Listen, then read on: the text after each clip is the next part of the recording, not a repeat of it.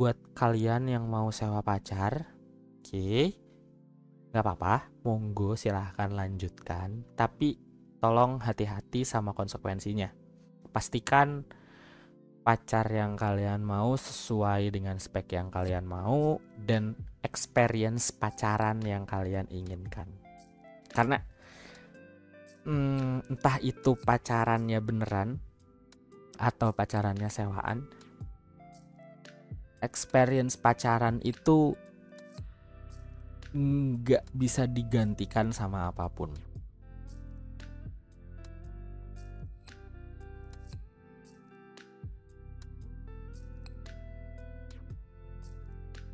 Halo teman curhat semua, Snow di sini. Kali ini aku mau ngobrol komentar tentang fenomena sewa menyewa pacar. Nih sempet rame banget juga, dan gue sempet sih kayak nyari-nyari di IG gitu kan.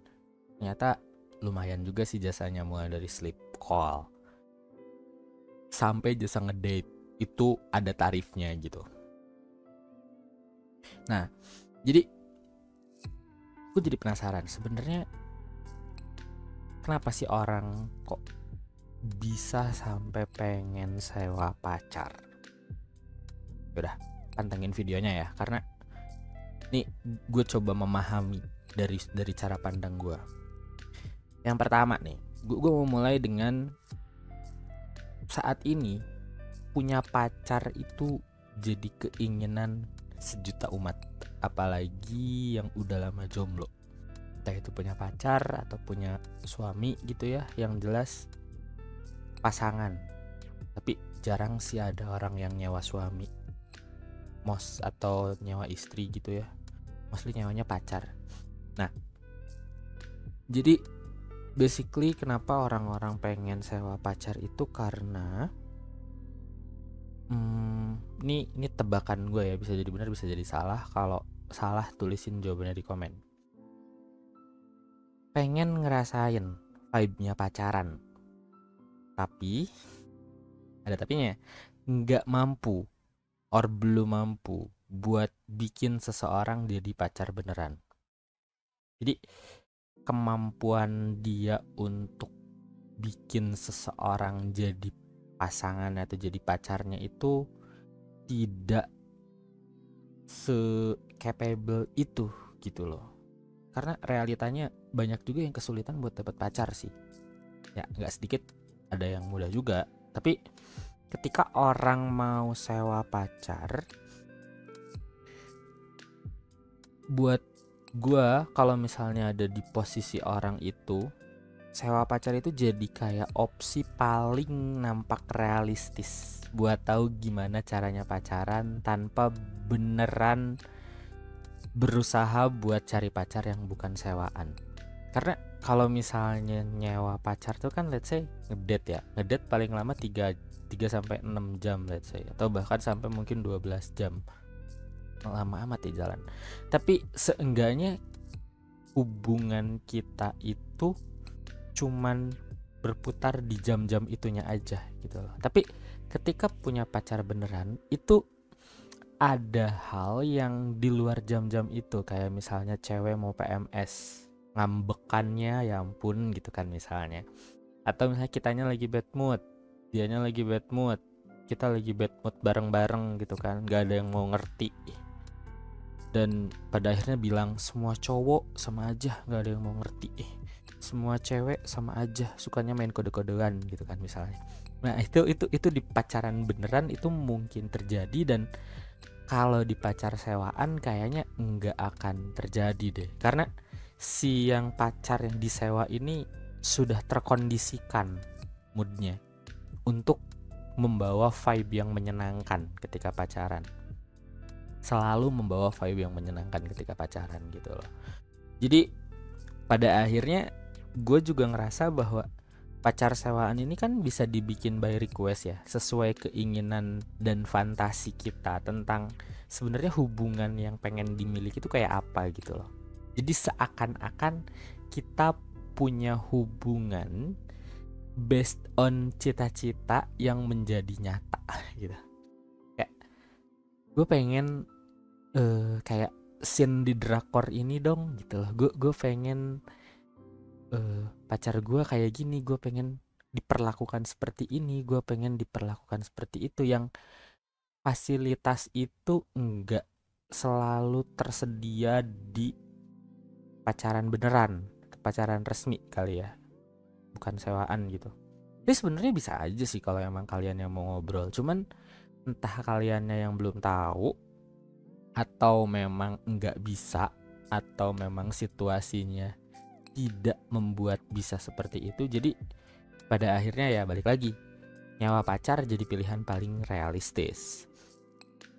Dan bisa jadi fantasi-fantasi kamu, keinginan-keinginan kamu, kayak mungkin fetis-fetisnya kamu ketika ngedate misalnya sambil digenggam tangannya gitu kan, yang kayak gini banget gitu, yang kenceng banget nggak boleh lepas gitu misalnya, atau pengen dirangkul gitu kan, atau pengen dicium pucuk kepalanya di keramaian gitu buat ngerasain gimana vibe degannya gitu kan. Nah itu belum tentu bisa dapet kalau pacarnya nggak dapet nyawa, karena ada juga yang malu, ada juga yang nggak seromantis itu gitu, nggak bisa sediarahkan ketika kamu nyawa pacar, yang pada akhirnya kamu rela bayar buat dapetin si fenomena itu gitu loh, fenomena deg-degannya kamu ketika lagi jalan, fenomena dirangkul gitu kan, yang sebenarnya ini tebakan pribadi ya, bisa jadi benar bisa jadi salah, dan koreksi or validasi omongan gue, validasi ini di komentar. Orang yang nyawa pacar itu either belum pernah pacaran sama sekali, atau udah pernah pacaran tapi dikecewain parah sama mantan, jadi nggak mau lebih tersakiti lagi ketika punya pacar beneran lagi gitu loh. Jadi ada dua kutub yang jauh gitu loh, yang pada akhirnya yang ini nggak mau sakit hati karena belum pernah pacaran dan takut tersakiti ngelihat teman-temannya dan segala macam realita teman-teman yang pacaran disakitin, diselingkuhin, bahkan mungkin sampai disiksa secara fisik gitu ya, belum lagi verbalnya gitu kan, dan hal-hal lain yang ngelihat kayak kayaknya gue nggak mau deh kalau pacarannya beneran gitu. Di sisi lain yang udah sangat tersakiti dan pengen ngerasain disayang versinya yang bisa dia request ke orang yang dia sewa sebagai pacar. Jadi buat gue itu sih biasanya ada tebakan gue ada di dua hal itu gitu, dua kutub itu.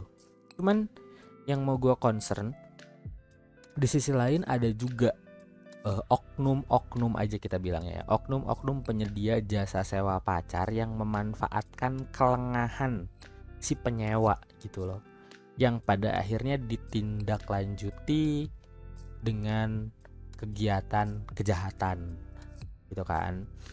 Tindak kejahatan ini macam-macam, mulai dari penculikan, mulai dari pemerkosaan, mulai atau bisa juga penipuan gitu kan, karena online biasanya kan pesennya gitu, pesen sewanya online gitu.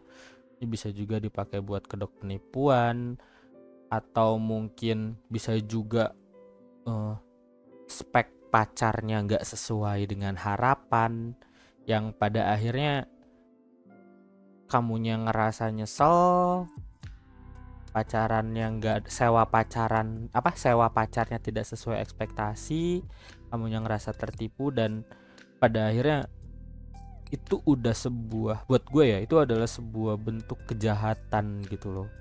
Belum lagi kalau misalnya privasinya bocor atau hal-hal lain yang memang pada dasarnya entah sudah direncanakan atau memang dadakan, tapi peluang untuk si orang yang menyewakan jasa ini bertindak jahat, itu bakal selalu ada di sana. Jadi gue pengen lu lebih aware ke arah sana sih sebenarnya. Nah, jadi dari yang gue pahami, sewa pacar ini bisa jadi solusi. Tapi solusinya sebenarnya pedang bermata dua juga gitu loh. Karena gini loh, ngobrolin soal sewa pacar ini ya, di satu sisi memang iya, ini bisa jadi solusi untuk pelipur lara, untuk kayak cewek-cewek yang baru patah hati atau cowok-cowok yang baru patah hati dan pengen healing, yang butuh orang lain gitu. Atau sewa pacar ini juga bisa jadi mengecewakan ketika spek pacar yang diharapkan tidak sesuai dengan kenyataan. Kekecewaan itu kemungkinannya bakal selalu ada gitu loh. Tapi di sisi lain juga ada oknum yang menyediakan jasa sewa pacar ini untuk membuka peluang melakukan tindak kejahatan. Ada juga. Kita bukannya suudzon, tapi kita diharapkan untuk waspada gitu. Kita lebih baik nyediain payung sebelum kehujanan daripada udah kebasahan baru nyari-nyari payung. Daripada tindak kejahatannya udah terjadi, kayak kamu udah transfer buat sewa pacar gitu ya 3 jam harganya 250.000 misalnya gitu. Kamu udah transfer ternyata penipu gitu kan. Kamu udah transfer ternyata 250.000 plus kamunya diculik. 250.000 plus gitu. Yang sebenarnya kamu nggak terlalu pengen itu juga, tapi basically ya kita nggak pernah tahu niat jahat seseorang. Makanya buat gue tetap sih, maksudnya buat lu yang pengen sewa pacar, please banget buat memilih dengan bijak. Karena gue mendukung, pada dasarnya gue mendukung untuk kalian mengalami situasi pacaran, entah itu sewaan atau beneran. Karena dari pengalaman itulah kita bisa dapat gambaran nanti kayak pernikahan itu seperti apa. Tapi memang di satu sisi ada yang pro kontra sih. Obrolan gue ini pro kontra ya guys ya. Tapi buat gue pribadi, ketika kalian seenggaknya udah pernah mengalami pacaran gitu ya, banyak atau sedikit nggak masalah, lama atau sebentar nggak masalah. Tapi di situ ada proses kayak latihan untuk jatuh cinta, membangun cinta, merasakan kekecewaan, move on. Nah, siklus itu yang nanti bakal jadi bekal untuk modal pernikahan. Karena pernikahan pun pada dasarnya menurut gue cycle-nya sama seperti pacaran. Cuman bedanya memang sudah dilegalkan secara hukum dan agama gitu. Tapi kalau kalian mau langsung nikah juga gak apa-apa. Pacaran setelah nikah juga it's okay. But yang mau gue highlight di sini, buat kalian yang mau sewa pacar, gak apa-apa, monggo silahkan lanjutkan. Tapi tolong hati-hati sama konsekuensinya. Pastikan pacar yang kalian mau sesuai dengan spek yang kalian mau dan experience pacaran yang kalian inginkan. Karena entah itu pacarannya beneran atau pacarannya sewaan, experience pacaran itu nggak bisa digantikan sama apapun. Karena itu adalah bagian dari tugas perkembangan kita sebagai manusia. Kita perlu tahu gimana rasanya jatuh cinta, kita perlu tahu gimana rasanya membangun sebuah hubungan, kita perlu tahu gimana rasanya ketika ada di keretakan-keretakan yang membuat hubungan itu hampir hancur dan bahkan sampai hancur. Dan bahkan kita sendirinya juga pernah ngerasain hancur karena cinta. Karena itu bakal jadi pengalaman berharga buat hidup kita. Khususnya buat kamu yang masih di awal 20-an gitu ya, apalagi masih belasan sampai awal 20-an, go for it, but please choose it wisely.